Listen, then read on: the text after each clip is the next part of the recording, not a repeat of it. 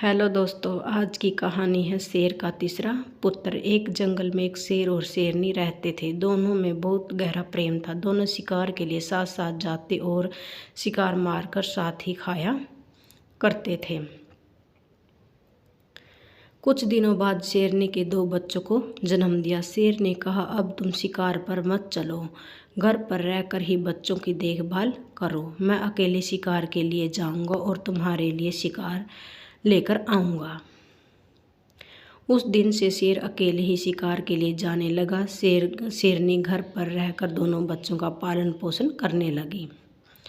एक दिन जब शेर के शिकार के लिए गया तो पूरा दिन घूमने के बाद उसे कुछ नहीं मिला। वापस लौटते समय उसने एक लोमड़ी के बच्चा अकेले घूमते हुए देखा। आज शेरनी के लिए कुछ भोजन नहीं मिला, क्यों न इस लोमड़ी के बच्चे को ले चलूं। ऐसा सोचकर शेर ने उस बच्चे को पकड़ लिया और अपने साथ ले चला।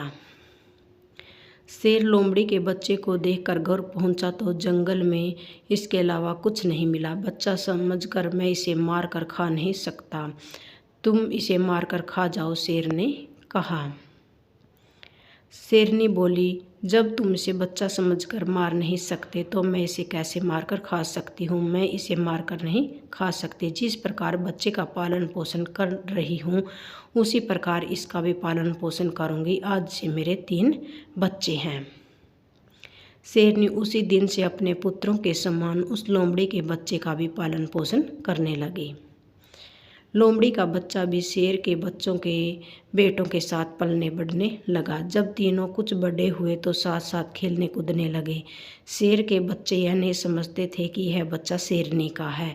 इसी प्रकार लोमड़ी का बच्चा भी शेर से बच्चों से अलग नहीं समझता था।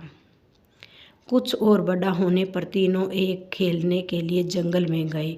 वहां उन्हें हाथी को देखा। शेर के दोनों बच्चे हाथी के पीछे भागने लगे, पर लोमड़ी का बच्चा उसे देखकर भयभीत हो गया। उसने शेर के बच्चों को रोकते हुए कहा, अरे इसके पीछे मत जाओ, वह हाथी है, मार जाएगा। परंतु शेर के बच्चों ने लोमड़ी के बच्चों की बात नहीं मानी। वे हाथी को मारने के लिए उसके पीछे गए, परंतु लोमड़ी का बच्चा डरकर अपनी माँ के पास आ गया। कुछ देर बाद शेरनी के दोनों बच्चे घर वापस लौटे तो उन्हें अपनी माँ से अपने जंगल की सारी कहानी सुनाई। हम दोनों तो उसके पीछे गए, लेकिन भाई डर गया। लोमड़ी के बच्चे को गुस्सा आया, तुम दोनों अपने आप को वीर और कायर बता रहे हो। हिम्मत हो तो आ जाओ, दोनों को जमीन पर गिरा दूंगा। शेरनी ने लोमड़ी के बच्चे को समझाते हुए कहा, तुम अपने भाइयों के लिए ऐसी बात नहीं करनी चाहिए। वे तुम्हारी शिकायत नहीं बल्कि सच बता रहे हैं। क्या तुम हाथी को देखकर डर गए थे?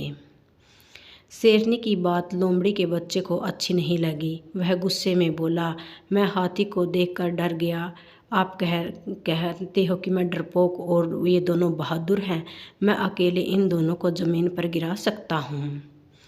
तब शेरनी बोली, देखो बेटा, अधिक बढ़ चढ़कर बातें करना अच्छी नहीं होती है। तो सच है कि तुम्हारे वंश के लोग हाथी को देखकर डर जाया करते हैं। शेरनी की बात सुनकर लोमड़ी के बच्चे ने आश्चर्य भरे शब्दों में कहा, क्या कह रही हो? आपकी बात से लगता है कि मेरा वंश और इन दोनों का वंश अलग है। यह बात सच है क्या, बताओ? शेरनी लोमड़ी के बच्चों को अलग ले गई और उसे समझाते हुए बोली, देखो, तुम्हारा जन्म लोमड़ी के वंश में हुआ था और इन दोनों का शेर के वंश में। मैंने तुम्हें दया करके अपने बच्चों के समान समझते हुए पालन पोषण किया। अब तुम बड़े हो गए हो, तुम्हारा यहाँ रहना ठीक नहीं है, यहाँ से भाग जाओ।